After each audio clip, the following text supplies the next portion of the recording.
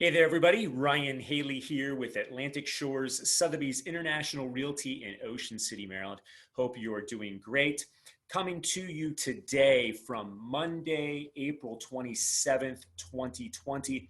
And I wanted to bring you up to speed with this week in housing in Ocean City, Maryland, and just discuss some of the changes that we are seeing, what's going on in the market, not only locally here, but then also on the national level, and what we might be able to expect in the coming weeks and months as we continue to work through the COVID-19 pandemic, and what we're what we're going to be seeing here as we proceed forward. So wanted to point out a couple things. Week 7, I believe here that we've kind of been in a stay-at-home order or lockdown in the state of Maryland and Delaware. And, I came to you last week with the market update. This is something I want to continue to do on a weekly basis, just to make sure that I can help educate you, the public, as well as our clients, current clients, and past clients as to what we can really expect when we're looking at housing. And the whole goal with this is not to go either way and really just give you the facts. This is what we're seeing. Some people continue to think that there is no real estate that's taking place, that there's no business taking place, but that is not the case. We are seeing transactions happen every day. So I'm going to start off with the local numbers to allow you to just kind of have an idea as to what is going on. So I'm going to share my screen here with you and give you a look at the last 7 days. I'm going to bring you up to our MLS. This is the multiple listing service, which I showed you last week. And this is where all of us go as real estate agents to find the data, to see what's on the market, to see what's just sold.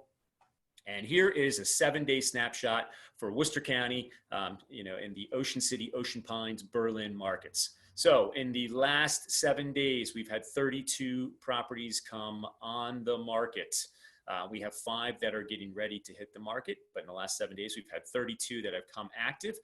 These back to actives, 3-4 weeks ago, we were talking about back to actives, and the majority of those were pending properties that had transactions that had fallen through and became back to active.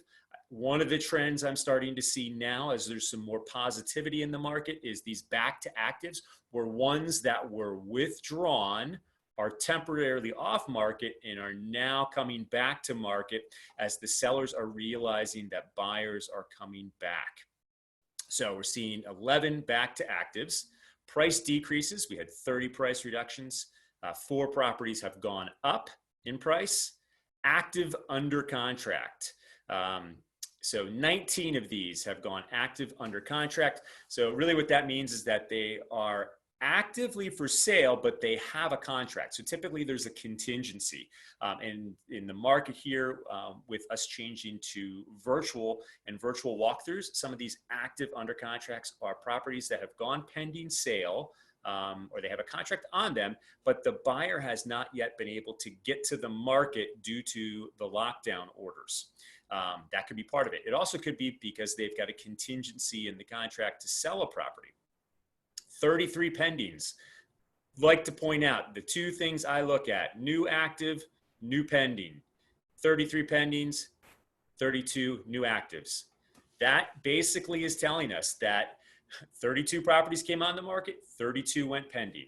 That is signs that essentially at this rate, everything that comes on the market is going pending. Now, not all of those new actives have gone pending, but it's basically taking up the ones that have come on, have gone right off and gone pending. Closed sales, 46 here. That's a great number. I don't focus on these quite as much because some of these transactions could have gone under contract back in late February, early March, before we got into the situation we're in. Temporarily off the market, 6, withdrawn 3, and then 7 expireds. So what I really like to focus on, once again, new actives, 32 came on the market, 33 pending, but then we also have these 19 that have gone under contract and have some sort of contingency in them. That's 7 days. We can shorten this up a little bit. Since it's Monday, we don't have all the stats from the weekend. typically people come down and look at property on the weekend, and then they go under contract Monday, Tuesday, Wednesday, after they have made their decisions. But in the last 3 days here, new actives 12, pendings 10. Once again, pretty balanced numbers here. 12 on the market, 12 or 10 pending. So that's the look at the last 3 and 7 days here in the Ocean City market. I wanted to jump around a little bit here and now look at the national numbers. I myself pay close attention to some great leaders out there. A gentleman by the name of Tom Ferry, who's a real estate coach who I have been a part of for years. And then Keeping Current Matters is a research and economy group that is giving us some great stats as to what we could expect moving forward.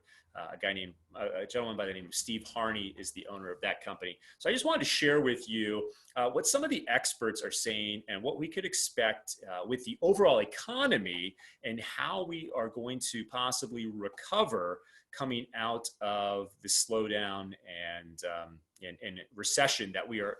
No, there's no doubt we're in a recession right now. You can't just stop the world and not expect us to go into a recession. So there's no doubt we're in a recession. But the question is when do we come out of it? And this slide here shows you a V-shaped recovery, which a lot of people have been talking about for quite some time.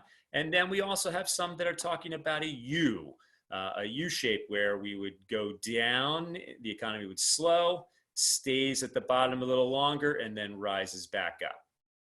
Well, a new poll came out here at the end of last week from Reuters, where they polled 45 economists that were based in the US and Europe.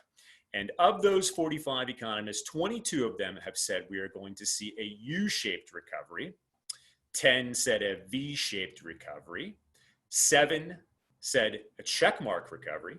Some said, 5 of them said a W shape. A W would be where we drop off sharply, we improve, and then we drop off again and we improve.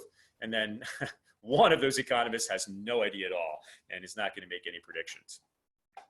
So we're starting to see some more push for this U-shaped recovery. But the one thing I wanted to point out with the legal description or the legal idea as to what a U-shaped recovery and why that might not necessarily be the case is a U-shaped recovery involves a gradual decline followed by a gradual rise back to its previous peak. Well, we certainly did not see a gradual decline. We saw a sharp, complete stop, drop off to our economy. So, with the U-shape idea here, it wasn't gradual, it was a sharp drop. So, we're starting to see these economists talk about different things, the W, the flying W, the V, the Nike swoosh, and the U. So there's lots of different ideas out there. Some of that comes back to, the business science. How has the economy rebounded from similar slowdowns in the past? Health science, when will COVID-19 be under control? Some of that's a little bit unknown. There is some talk about there could be another flare up in the fall. And then the social science, after businesses are fully operational, how long will it take the American consumers to return to normal consumption patterns? Obviously going out to the movies, attending big sporting events. But I can tell you the one thing that has pretty much been off the table from all the economists that were polled is the L, where we drop off and then we stay at low levels. That was what we saw during the Great Recession. And no economists are predicting that right now. That's not what we're seeing. Also wanted to point this slide out to you. What are the major financial institutions saying right now? And this is coming from Goldman Sachs, JP Morgan, Morgan Stanley, Wells Fargo. And this is the prediction to the GDP for 2020. This was as of April 15th of this year. And the thing that's interesting is these are the top financial institutions in the world. And they're putting their analysts out there to determine what they think is going to happen. And people have millions and billions of dollars invested with these companies and trust them to manage their money. And what happens if they're wrong? People are going to move their money. They're going to go someplace else. So, they have a lot riding on getting it right. And here's what we're seeing. Everybody is predicting the recession. Even first quarter, down. Everybody is down. So there's one quarter. Here's two, dropping off like a cliff, like we talked about, that big drop off. And so there's one quarter, 2 quarters, that's definitely a recession. But what are they all saying here? Third quarter, the V-shaped recovery, bouncing right back in third quarter. JP Morgan is up here with light blue. Goldman Sachs up. Morgan Stanley up 20% in quarter number 3. Wells Fargo is still saying we're going to see a decline. But then when we get to quarter number 4 here in 2020, all of them are talking about positive GDP. So that's very encouraging that as of right now, we are seeing, and they're predicting that quarter number 3 and quarter number 4 should be a rebound here in the US.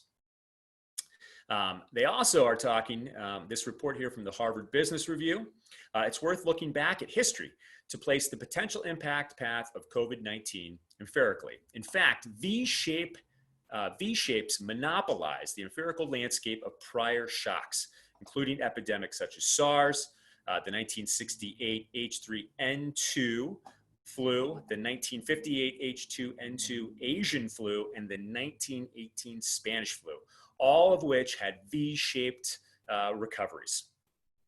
And that's been put out by the Harvard Business Review. Here's one from John Burns Consulting. Historical analysis showed us that pandemics are usually followed with a V-shape.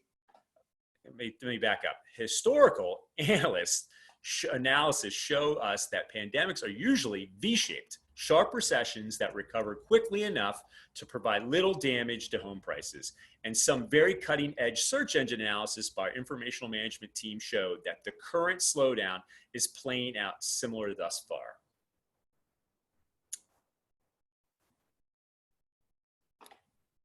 So we might only be a couple months into this, but there are once again more signs pointing towards this V-shaped recovery. I wanted to share a few more things here with you, which are more pertaining to housing. So just bear with me here. Zillow. So here's some interesting analysis from Zillow. And this has to do or comes from Zillow on 4/22/20. So that's just here last week. Pending sales picking up. Pending sales turned around and they turned positive in the week ending April 15th and is up 6.2% week over week as of the 7 days ending April 19th. So we're starting to see pending sales numbers tick up. This follows what we saw in our local market here, where the first 2 to 3 weeks of the slowdown, everything dropped off, everything came to a standstill. But then in the last 2 weeks here, we're starting to see pending sales increase.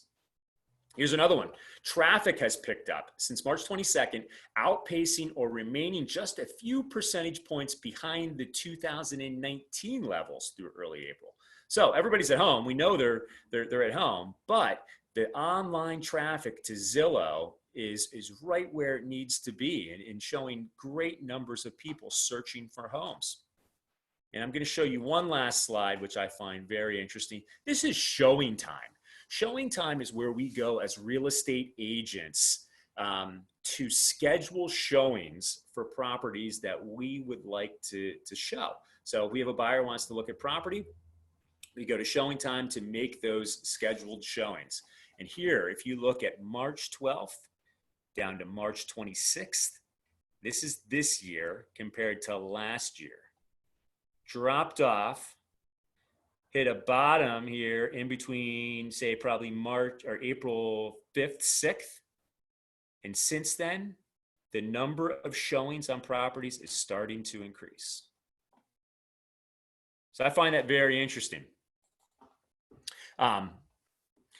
So what does that mean? Are we in the clear? Hard to say.